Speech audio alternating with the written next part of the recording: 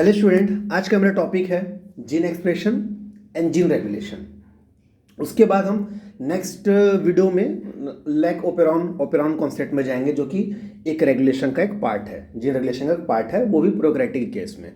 तो स्टार्टिंग तो हम ये करेंगे कि जीन एक्सप्रेशन क्या होता है, क्योंकि अगर आपकी बुक में आप देखेंगे एनसीईआरटी में, जो उसमें टॉपिक मिलेगा regulation of gene expression, but ये एक्सप्रेशन है क्या जीन का, बच्चों को कई बार ये क्लियर नहीं रहता है। हम देखते हैं, मान लेते हैं कि यहाँ पे एक डीएनए है, ये जो बना रहा हूँ मैं, ये डीएनए है, ठीक है। अब इस डीएनए का ट्रांसक्रिप्शन हुआ और इसके ट्रांसक्रिप्शन से इस पर्टिकुलर लोकेशन पे मान लेते हैं कोई जीन था, है ना। तो यहाँ पे हमें एक मैसेंजर आरएनए मिलेगा, ठीक है, या कोई फंक्शनल आरएनए बनाना है तो हो सकता है राइबोसोमल आरएनए हो, कोई भी एक प्री आरएनए मिला। अब इसके बाद अगर मान लेते कि मैसेंजर आरएनए था, तो इस जीन ए, जो मैं जीन ए जो लिख दिया हूँ, इस जीन ए के जो प्रोडक्ट जो बनेगा, मान लो कि यहाँ ट्रांसक्रिप्शन हुआ, ठीक है, ट्रांसक्रिप्शन हुआ, और इस ट्रांसक्रिप्शन के बाद यहाँ पे ट्रांसलेशन हुआ। ट्रांसलेशन और ट्रांसक्रिप्शन क्या होता है, पढ़ चुके हो आप। ट्रांसक्रिप्शन का मतलब ये होता है क्या कि डीएनए से आरएनए बनना, और ट्रांसलेशन का मतलब क्या होता है, मैसेंजर आरएनए से प्रोटीन का निर्माण होना, जो कि राइबोसोम की मदद से होता है, ठीक है, और टीआरएनए के। अब मान लेते हैं कि यहाँ पे जो प्रोटीन बना वो ये है, N terminal to C terminal protein लिख दिया। तो वास्तव में ये जो प्रोटीन बनाए आप, ठीक है, ये उस ए जीन का क्या था, एक्सप्रेशन था, ठीक है।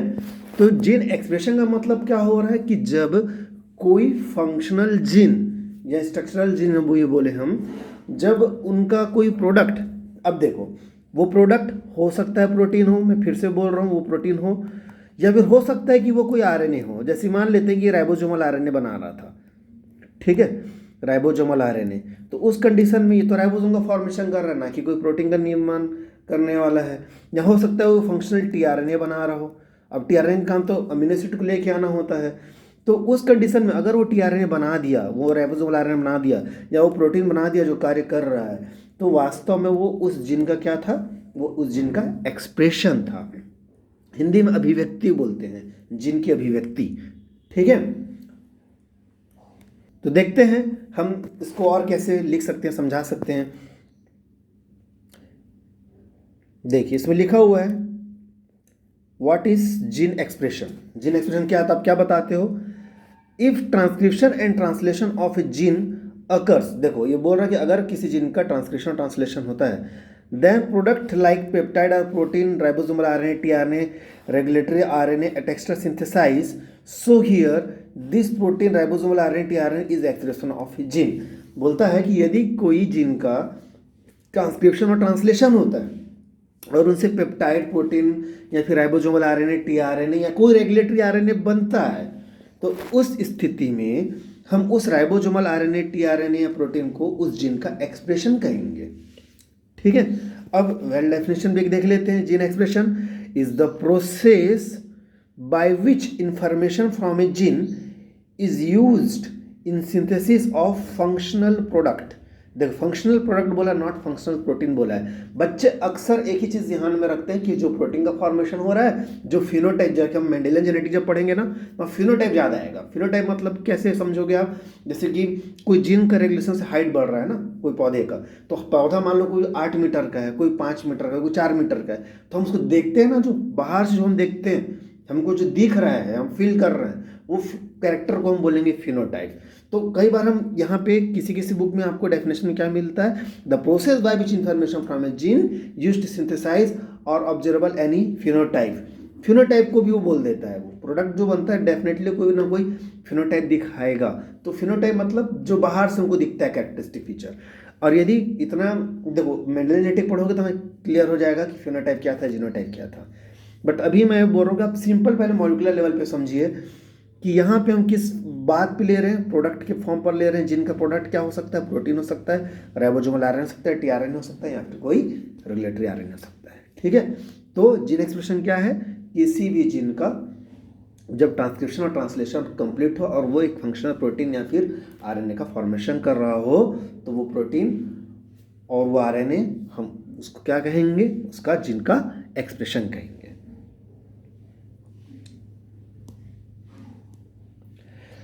अब मैं इसको समझाने के लिए यहाँ पे एक डायग्राम बनाया हूँ, देख लीजिए आप। जैसे जीन ए, जीन बी, दो अलग अलग केस बता रहा हूँ ना।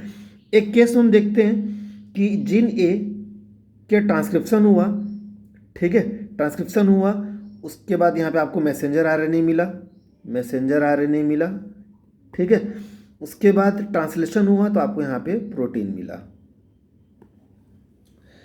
If it is functional peptide और protein, it is expression of gene A. अगर ये कोई कार्यरत प्रोटीन है या पेप्टाइड है तो हम उसे क्या बोलेंगे कि ये जीन ए का क्या है, एक्सप्रेशन है। सेम ईयर, सेम ऐसे ही हम इधर देख लेते हैं, जीन बी के लिए देख लेते हैं। जीन बी के लिए हम क्या देखते हैं, इसका भी ट्रांसक्रिप्शन हुआ। अब देखो, अब यहाँ पे क्या हो रहा है, मैसेंजर आरएनए, ठीक है, मैसेंजर आरएनए जीन ए वाले केस बनाए थे, जो कि हम दूसरे कलर बनाए। यहाँ पे ग्रीन कलर में देखिए, ग्रीन कलर में यहाँ पे जो आरएनए बनाया हो सकता है कि वो कोई राइबोसोमल आरएनए या टीआरएनए हो, तो अब प्रोसेसिंग और मॉडिफिकेशन हुआ है ना, और प्रोसेसिंग मॉडिफिकेशन के बाद यहाँ पे एक आपको टीआरएनए बन के दिखाया है, टीआरएनए बनाया हूँ यहाँ पे, ठीक है। तो it is a functional RNA, tRNA है जो कि कोई अमीनो एसिड लेके आने वाला है, ठीक है। तो इस कंडीशन में ये एक्सप्रेशन होगा किसका, बी जीन का। तो जरूरी नहीं है कि किसी जीन का एक्सप्रेशन हमेशा कोई प्रोटीन के फॉर्म पर होगा, वो कोई आरएनए भी हो सकता है, ठीक है, यहां तक का। अब आते हैं जीन एक्सप्रेशन के टाइप को देखकर हम दो टाइप से जीन पढ़ते हैं। हाउसकीपिंग जीन जिसे हम बोलते हैं कॉन्स्टिट्यूटिव जीन, एक होता है लग्जरी जीन जिसे हम बोलते हैं स्मार्ट जीन या फिर नॉन कॉन्स्टिट्यूटिव जीन। अब देखो इसे कैसे समझोगे। हाउसकीपिंग जीन कौन होगा, हाउसकीपिंग जीन कौन होगा, देखिए हाउसकीपिंग जीन आप किसे कहोगे।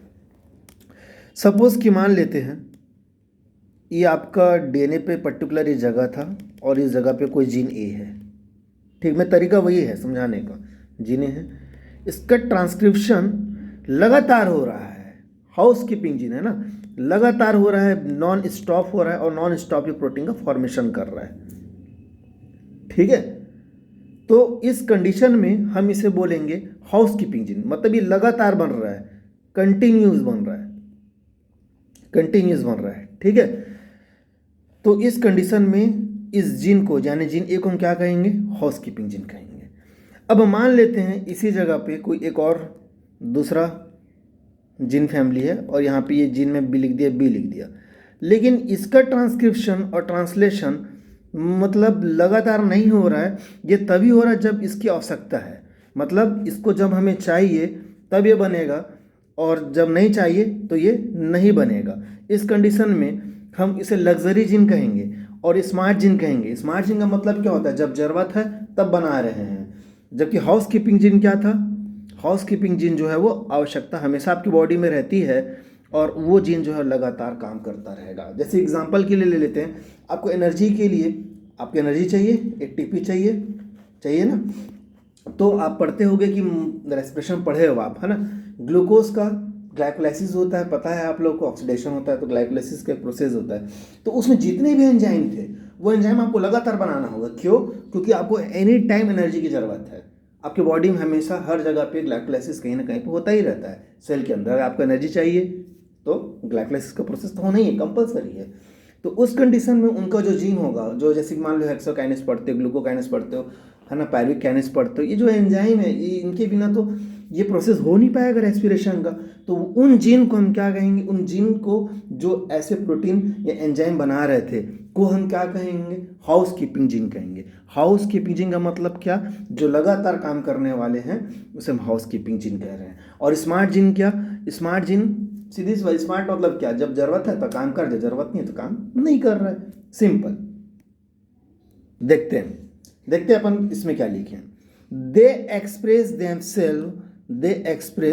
Themselves continuous in all the cell of the body. देखो वो अपना एक्सप्रेशन जो है वो लगातार करते रहेंगे हमारे सेल में, ठीक है। Their product is always required, उनके प्रोडक्ट की आवश्यकता हमें हमेशा रहती है, ठीक है। उसके बाद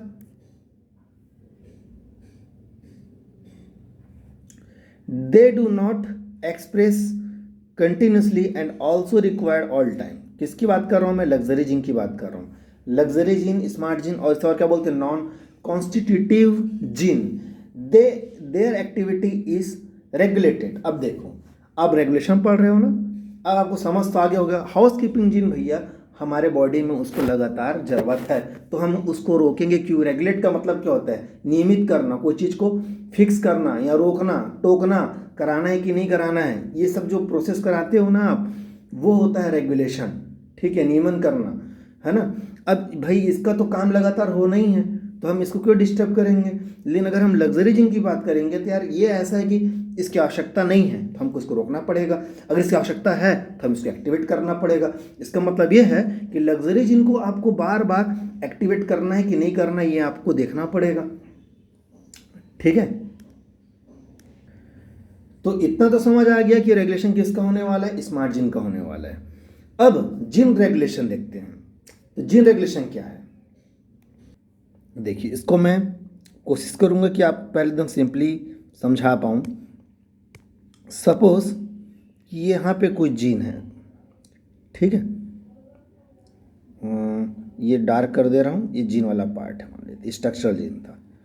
ठीक, अभी आप लोग प्रोमोटर मोटर सब पढ़ डाले हो तो मालूम हो, मान लेते हैं प्रोमोटर वाला कोई पार्ट है। ठीक है, ये स्ट्रक्चर जीन वाला पार्ट था, ये प्रोमोटर। अब यार मान लेते हैं कि ए जीन का हमें ट्रांसक्रिप्शन करवाना है, रिक्वायरमेंट है। तो यदि इस जगह पे कोई आरएनए पॉलीमरेज को एक्टिवेट करवा दे, जा भाई तुम जाओ और जल्दी से यहाँ पे जाकर क्या बना के ले आओ, उसका ट्रांसक्रिप्शन करवाओ और इसका आरएनए हमको चाहिए। ठीक है, आरएनए चाहिए और आरएनए बनेगा तो हम प्रोटीन बना लेंगे। ठीक है, ये अगर करवाने के लिए हम इसको प्रेरित करते हैं, एक प्रकार से हम इसको रेगुलेट तो कर रहे हैं। या फिर मान लेते हैं कि लगातार ये डीएनए आरएनए पॉलीमरेज मिला और लगातार बार बार बार बार बार बार इस जीन का प्रोडक्ट बना रहा है, तो यार मुझे रोकना पड़ेगा। तो मैंने रोकने के लिए मान लेते कोई रिप्रेसर को भेज दिया। अब रिप्रेसर गया और इस जगह पे जाके बाइंड कर लिया। अब इस जगह पे जाके बाइंड कर लिया तो ये रिप्रेसर क्या कर दिया? उस प्रोसेस को रोक दिया। कैसे रोक दिया? ये आपका ये यहाँ पे मान ले, देखो ये आरएनए पॉलीमरेज था। ठीक है, अब ये आरएनए पॉलीमरेज लगातार क्या बनाता? आरएनए पॉलीमरेज लगातार आरएनए बनाता, और लगातार आरएनए जब बनता तो उस आरएनए से प्रोटीन बनता ना। ठीक है, और ऐसा बार बार होता। तो यहाँ पे जो मैंने एक प्रोटीन ऐड करवा दिया, देखो सामने में, ये उसके लिए क्या कर रहा है? ये बाधा का काम कर, उसको रोकने का काम कर रहा है। अब क्या होगा? आरएनए पॉलीमरेज आगे बढ़ पाएगा क्या? नहीं बढ़ पाएगा। उस स्थिति में ट्रांसक्रिप्शन हो पाएगा क्या? नहीं हो पाएगा। समझ आ रहा है ना बात? उस स्थिति में ट्रांसक्रिप्शन हो पाएगा क्या? नहीं हो पाएगा। सीधी सी बात है। आप खुद सोचिए, जो ग्रीन कलर से बनाया हुआ आरएनए पॉलीमरेज है, उसको आगे की ओर मूव करना था, ट्रांसक्रिप्शन करवाना था, लेकिन मैंने उस जगह पर एक बाधा, एक प्रोटीन जाके वहाँ पे बाइंड करवा दिया, जिससे आरएनए पॉलीमरेज आगे बढ़ ही नहीं पा रहा है। उस कारण ट्रांसक्रिप्शन हो पाएगा क्या? नहीं। ट्रांसलेशन हो पाएगा क्या? नहीं। आपने उसका एक्सप्रेशन रोका ना, तो ये नेगेटिव रेगुलेशन था। ठीक है, या फिर आप बोल सकते हो कि आपने उसका रेगुलेट किया, रोका उसको। अब मान लेता हूँ मैं, अरे यार मुझे यहाँ पे ये जो रिप्रेसर दिख रहा है इसको हटाना पड़ेगा। आपने यहाँ पे क्या कर दिया? यहाँ पे आपने जीन को क्या कर दिया? स्ट्रक्चर जीन को क्या कर दिया? आपने स्विच ऑफ कर दिया है, ताकि यहाँ पे कोई ट्रांसक्रिप्शन ना हो। ठीक है, आप स्विच ऑफ कर दिया। देखिए, रेगुलेशन का पार्ट है कि आपने जीन को स्विच ऑफ कर दिया। अब मान लो मैं चाहता हूँ कि नहीं यार, ये जीन की रिक्वायरमेंट है और अब भी है, तो मुझे क्या करना पड़ेगा? इनकी एक्टिविटी को फिर से चालू करना पड़ेगा। इसकी एक्टिविटी चालू करना पड़ेगा, तो मैं मान लेता हूँ कोई ऐसा प्रोटीन बनाया, ठीक है, कोई ऐसा एक्टिवेटर बनाया जो इसको पकड़ा और पकड़ के इसको यहाँ से हटा दिया। ठीक, इसको रिप्रेसर को। तो इस स्थिति में ये जगह जो है खाली हो जाएगा। और जब जगह खाली हो जाएगा तो आरएनए पॉलीमरेज को कोई दिक्कत होगा क्या? बताइए। जब उसको दिक्कत नहीं होगा तो वो तो अपना फंक्शनल जो काम था, मैंने कि जो उसको ट्रांसक्रिप्शन करवाना था, वो तो करवाएगा ही करवाएगा, है ना। तो इस स्थिति में यहाँ पे ट्रांसक्रिप्शन होगा और उसका आरएनए भी बनेगा और उस कंडीशन में उसका मैसेंजर आरएनए से प्रोटीन का भी फॉर्मेशन होगा। तो इस स्थिति में आपने क्या कर दिया जीन को, इस स्थिति में आपने जीन को अब स्विच ऑन कर दिया। अब क्या कर दिया, जीन को आपने स्विच ऑन कर दिया, यहाँ पे जीन को आपने स्विच ऑन कर दिया। तो एक प्रकार से यहाँ पे आप देखिए कि कहीं ना कहीं पे आप किसी रेगुलेटर के माध्यम से, रेगुलेटर मतलब कोई प्रोटीन हो सकता है, कोई आरएनए हो सकता है, कोई मॉलिक्यूल्स हो सकता है, ठीक है, जिसने जीन के एक्सप्रेशन को या तो रोकने की कोशिश की या तो उसे इन्हेंस यानी कि उसको चालू करने की कोशिश की। आप ये चीज़ देखते हैं जीन रेगुलेशन में। अब देखते हैं कि आप थ्योरी में कैसे लिखते हैं और क्या आपको याद रखना है। Gene regulation is the mechanism of switching on and off of the gene depending upon requirement of the cell। अभी आपको मैंने क्या दिखाया था यहाँ पे, स्विच ऑफ स्विच ऑन बता रहा था ना जीन को।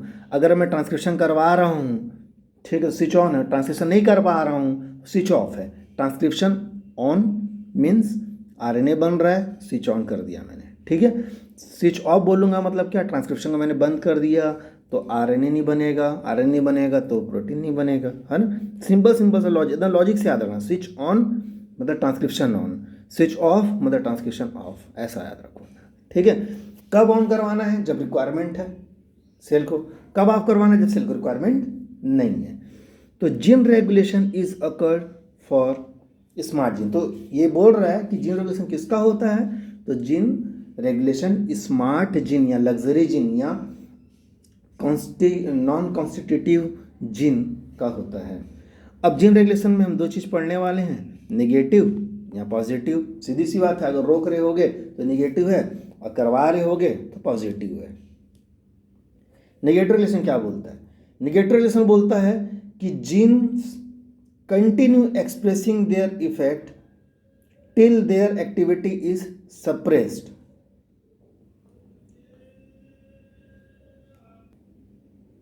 यहाँ पे लिखा हुआ कि genes continue expressing their effect till their activity suppressed, जब तक कि उसका एक्टिविटी क्या नहीं कर दिया जाए, सप्रेस ना कर दिया जाए, तब तक वो क्या होता रहता है, मतलब लगातार एक्सप्रेस होता रहता है। तो ऐसी स्थिति में यहाँ पे निगेटिव रेगुलेशन होगा, है ना। Here some regulator stop gene to expressing. हम इसको और सिंपल में क्या लिख सकते हैं, और सिंपल में क्या लिख सकते हैं, हम यहाँ पे सिंपल में लिख सकते हैं कि इफ रेगुलेटर कोई प्रोटीन हो सकता है ना, या आरएनए भी हो सकता है, मोस्टली प्रोटीन होता है, ठीक है। If regulator stop the gene to expressing, ठीक है, इस कंडीशन में हम इसे बोल सकते हैं negative gene regulation. Positive regulation क्या होगा, here regulator start gene to expression, वहां पे स्टार्ट कर रहा है, यहां पे जीन को स्टॉप कर रहा है, ठीक है। तो बहुत ही सिंपल सा लॉजिक है, बहुत ही सिंपल सा लॉजिक है। निगेटिव रेगुलेशन में क्या होगा, स्टॉप होगा, ठीक है, क्या होगा, स्टॉप द जीन एक्सप्रेशन। और पॉजिटिव रेगुलेशन में क्या होगा, यहाँ पे होगा स्टार्ट, या उसको इनिशिएट करेगा फॉर किसके लिए, जीन रेगुलेशन के लिए, सॉरी जीन एक्सप्रेशन के लिए। अब इसके बाद आप लोगों को मालूम होना चाहिए, हालांकि एनसीईआरटी में लाइन पता नहीं होगा कि देखना पड़ेगा, शायद में भी थोड़ा मिस रहता है कई बार, है ना, कि जीन रेगुलेशन का एक्चुअल में किस लेवल पे होता है, एनसीईआरटी में है ये शायद। जीन रेगुलेशन जो है वो metabolic, physiological and environmental condition में होता है। Gene regulation is regulated by metabolic, physiological and environmental condition, याद रखिएगा, ठीक है। 3 कंडीशन है, metabolic, physiological and third environmental. 3 condition में ही इसका रेगुलेशन होता है। उसके बाद आप पढ़ते हो रेगुलेशन ऑफ जीन एक्सप्रेशन। अब आएगा regulation of gene expression in eukaryote. अब रेगुलेशन भी मालूम हो गया क्या होता है, जीन एक्सप्रेशन भी क्या होता है मालूम हो गया। तो रेगुलेशन का मतलब आप उसको नियमित करना था, कंट्रोल करना था जीन को, ठीक है। और एक्सप्रेशन मतलब उनका जो प्रोटीन फॉर्मेशन हो रहा था या आरएनए बन रहा था, उसको आपको कंट्रोल करना है, ठीक है। तो ये यूकैरियोटिक में किन किन लेवल पे होता है, तो देखिए बड़ा इंटरेस्टिंग है।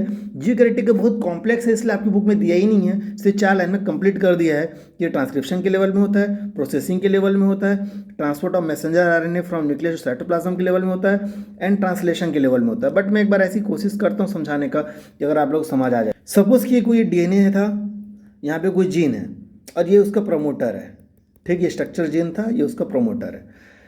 अब सोचिए कि मैं चाहता हूं कि इसका ट्रांसक्रिप्शन हो, ठीक है, और ये ट्रांसक्रिप्शन करवाया मैं, और यहाँ से उसका प्रोटीन इसके अगर यूकैरियोटिक है ना, आप यूकैरियोटिक के साथ सोचना पड़ेगा, फिर आपको इसका क्या कराना पड़ेगा, प्रोसेसिंग भी कराना पड़ेगा। अगर मैं प्रोसेसिंग कराता हूँ तो इसमें मुझे कैपिंग करवाना पड़ेगा, और फिर पॉली ए टेल करवाना पड़ेगा, फिर एक्सॉन इंट्रॉन का रिमूवल कराना पड़ेगा। फिर ये सब जब हो जाएगा तो मुझे इसको ट्रांसपोर्ट कराना पड़ेगा, कहाँ पे, न्यूक्लियस से साइटोप्लाज्म में इसको ट्रांसपोर्ट कराना पड़ेगा।